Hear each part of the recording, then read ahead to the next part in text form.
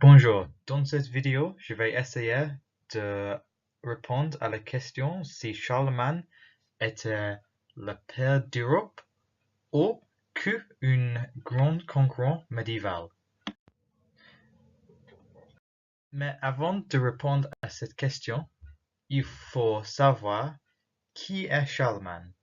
Charlemagne a des titres différents. On a Charlemagne, Karl de Gros et Charles Ier. Il est né en 742 AD était le fils du roi Pépin. Il est devenu empereur le jour de Noël en 800 AD et il est connu comme un fort chrétien et quelquefois beaucoup d'historiens pensent qu'il est le père d'Europe, autrement connu comme Pater Europae. D'après moi, Charlemagne est plus qu'un grand conquérant médiéval à cause de son impact sur l'histoire de l'Europe. En analysant ce plan, on peut voir que Charlemagne a eu un énorme empire, y compris le nord de la France, l'Autriche, le nord de l'Italie et le nord de l'Espagne. Ce qui me vient à l'esprit quand je vois cette carte est que les pays en rose et en violet constituent la base de l'Europe moderne.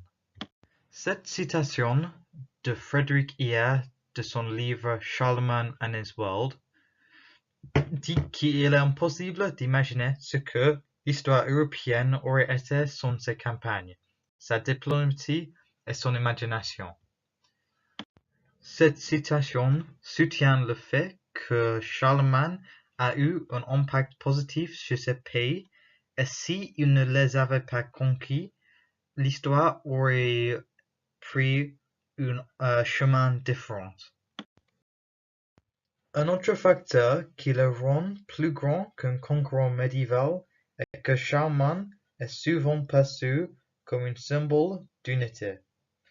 Par exemple, dans cette peinture, on peut voir la fleur de lys de France et l'aigle noir de l'Allemagne au-dessus de sa tête, réunis par lui.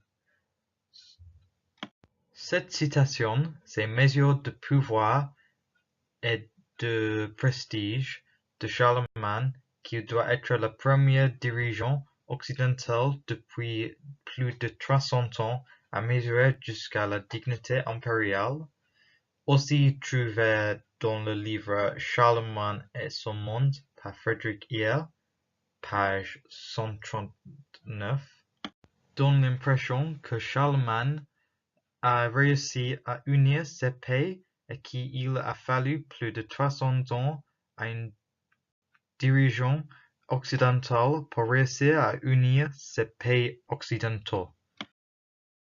Un autre élément qui distingue Charlemagne du conquérant est que Charlemagne a compris l'importance de l'apprentissage a été considéré par les historiens comme la parent de l'éducation médiévale. Il a ordonné la création d'écoles conduisant à l'expansion du système éducatif. En outre, en créant une nouvelle monnaie à utiliser dans tout son empire, cela a permis de créer des liens commerciaux qui a connecté toute l'Europe. En regardant ces pièces, nous pouvons voir que Charlemagne est représenté comme un empereur romain. Cette citation, les réussites du roi ont été d'une importance permanente déterminant la forme de l'histoire française, italienne et allemande jusqu'à ce jour, montre que Charlemagne a eu un impact à long terme dans le pays qu'il a gouverné. Il est nécessaire que j'ajoute que Charlemagne était dévoué au christianisme et entreprit plusieurs démarches pour reprendre la religion dans son vaste empire. Il a donné de l'argent et un peu de terre à l'Église chrétienne et à protéger le pape. En 799, le pape Léon III a été attaqué physiquement par une faction des Romains. Il a demandé à Charlemagne pour un peu de l'aide.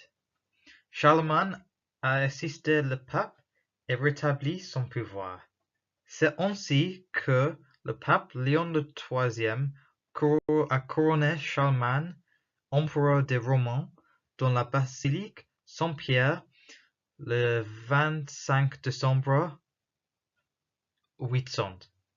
Charlemagne est devenu ainsi le premier empire du Holy Empire romain. Ce tableau de son couronnement montre comment le pape lui a confié le statut d'empereur. De plus, sur son dos, on peut voir l'aigle allemand, ce qui nous rappelle que Charlemagne avait également le titre de roi d'Allemagne. Cette citation du livre Charlemagne et son monde, il était à tout égard agissant comme un empereur chrétien avant qu'il ne devienne empereur dans le nom. Cette citation montre comment Charlemagne a agi en tant qu'empereur religieux longtemps avant son couronnement. Enfin, à droite, on peut voir une peinture de lui avec différents symboles religieux.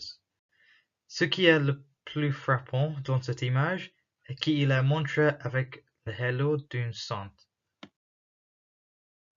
Il existe plusieurs références modernes à Charlemagne.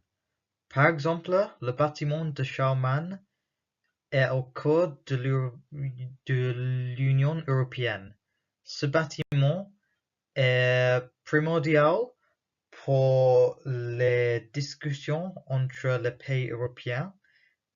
En plus, il y a la médaille Charlemagne qui est donnée à quelqu'un qui représente ou qui a aidé avec l'unité en Europe. Ces trucs démontrent que Charlemagne est rappelé dans une